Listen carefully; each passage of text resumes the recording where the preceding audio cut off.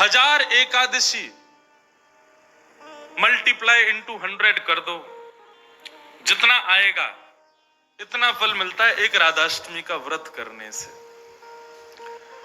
अब कई लोगों के मन में भाव रहता है कि मेरे मन में भी ऐसा ही भाव रहता है कि भैया उत्सव है ठाकुर जी को, जन्माष्टमी को उत्सव है, राधाष्टमी को, तो फिर काहे को हम लोग भूखे प्यासे रहें, बढ़िया माल छाने।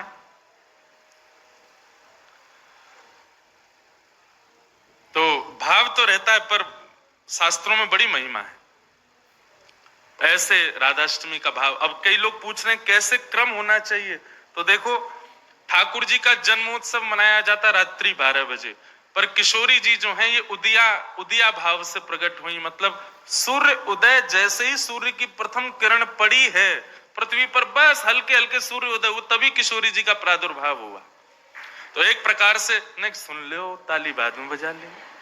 सुबह 4:30 बजे, 4-4:30 बजे आप सबको, अगर घर में किशोरी जी विराज रही हैं स्वच्छंद भाव से, तो किशोरी जी को अभिषेक करना। वैसे हम तो दोनों उनको ही कर दें, जन्माष्टमी पे भी युगल सरकार घर के ठाकुर जी जो हैं युगल राधा कृष्ण उनको करें, और राधाष्टमी पर भी दोनों उनको ही करें। अगर घर में केवल लड्डू गोपाल विराज रहे, केवल ठाकुर जी मुरली मनोहर लाल जी विराज रहे, त्रिभंगलली ठाकुर जी, तो भी उनको अभिषेक करो, उन्हीं को ही श्री जी स्वरूपा मान करके उनको अभिषेक करो। वैसे तो नियम ऐसा है कि जन्माष्टमी और राधाष्टमी को रात्रि भर जागरण करो, रात भर उत्सव करो, रात भर नाचो गाओ आनंद करो, किशोरी जी को प्रादुर्भाव होगा।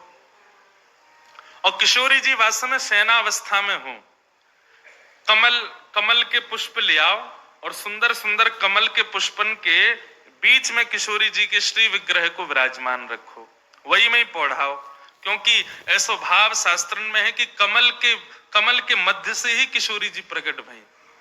तो कमल मध्य में किशोरी जी को विराजमान करो, घर पे ठाकुर जी हैं तो ठाकुर जी को विराजमान रखो।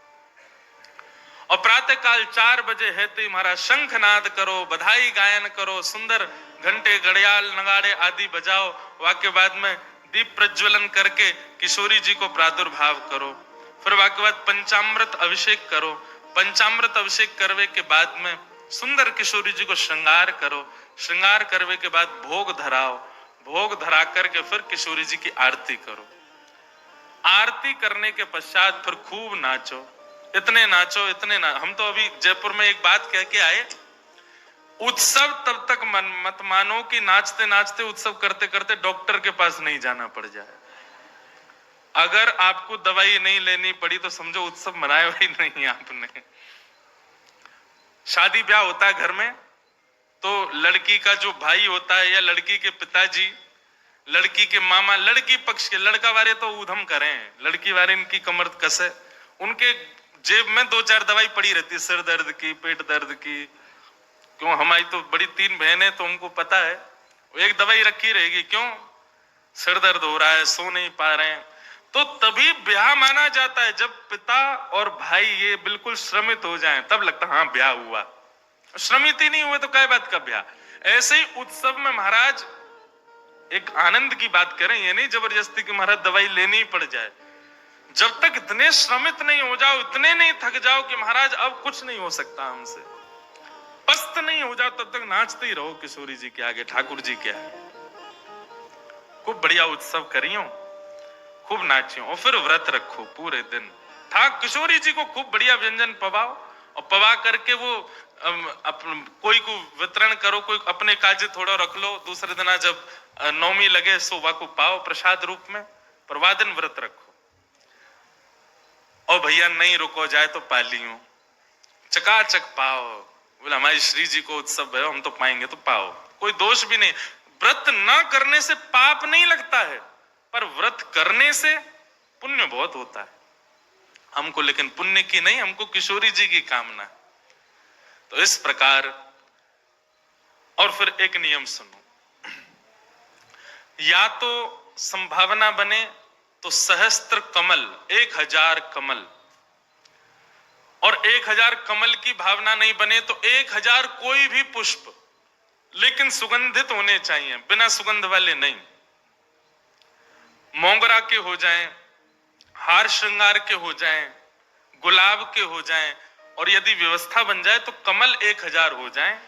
किशोरी जी के अभिषेक के बाद, आरती करने के बाद, सब आरती आदि पूजन किशोरी जी को भोग लगाने के बाद, फिर उसके बाद 1000 कमल से श्री चरणों की अर्चना करो। अब अर्चना में तो कई लोग ऐसा भाव रखेंगे कि राधा सहस्त्र नाम गाओ, राधा सहस्त्र नाम से 1000 कमल चढ़ाओ, पर हमारी भावना ऐसी, गोपाल सहस्त्र नाम से चढ़ाओ।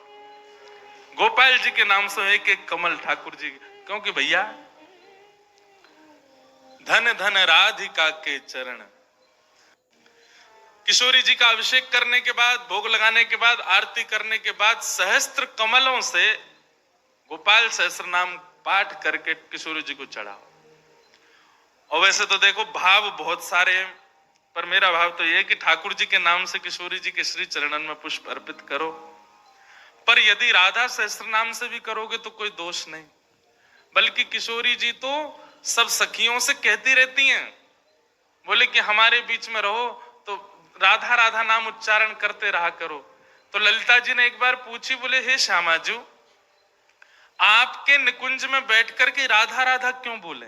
आपको इतनो प्रिय अपनो ही नाम? बोले मुंह को प्रिय ना है तो? बोले मेरे चित्त में श्याम सुंदर बैठे, उनको प्रिय है। तो राधा राधा आप उच्चारण करेंगे तब मेरे चित्त में विराजमान ठाकुर जी सुनेंगे तो उनको सुख मिलेगा, उनके सुख के लिए मेरो नाम गाओ। तो यदि राधा सहस्त्र नाम से भी अर्चना करो तो भी ठाकुर जी प्रसन्न होंगे, और गोपाल सहस्त्र नाम से करो तो श्री जी प्रसन्न होंगे। तो दोनों भाव से आपको जो बढ़िया लगे। और कई भगत तो ऐसे भी यहाँ बैठे हैं, वो तो 2000 कमल लाएंगे, पहले राधा सहस्त्र नाम फिर गोपाल सहस्त्र नाम, दोनों उनको प्रसन्न कर देंगे। तो इस प्रकार किशोरी जी का भाव रखना और फिर पूरे दिन बढ़िया उत्सव मनाना। यहीं आ जाना 9 बजे, फिर राधा वल्लभ जी जाना, तटिया स्थान जाना, पूरे दिना ब्रजमंडल को ही रखियो वादना, तो ब्रज तज और कोई भावना चित्त में आवे ही नहीं। ऐसा भाव किशोरी जी के जन्मोत्सव पर रखिएगा। आप सब लोग खूब भाव से राधाष्टमी जन। और एक बात तो मैं भूल ही गया, हाँ, दान जरूर करना। ब्राह्मणों को बुला करके, घर में कुछ संत जनों को बुला करके, स्वयं मत पाना पकवान, उनको पवाना, उनको खूब दान दक्षिणा देना। काय बात की? बोले बधाई है, हमारी लाडली जी प्रकट भई है, वाकई बधाई बांटते रहो। नहीं तो कछु नहीं चले तो 10-10 की गड्डी ले लियो और पूरे टम्पू और रक्सान में घूमते सबन को बांटते चलो, लो भैया हमारी लाडली जू की बधाई है। अरे उत्साह, ये तो मैं बता रहा हूं मंच से, ये बताने वाली बात नहीं, आपके मन में अपने आप आनी चाहिए ये सब बातें। हमारी लाडली जी प्रकट भैया, हम कहा करें आज।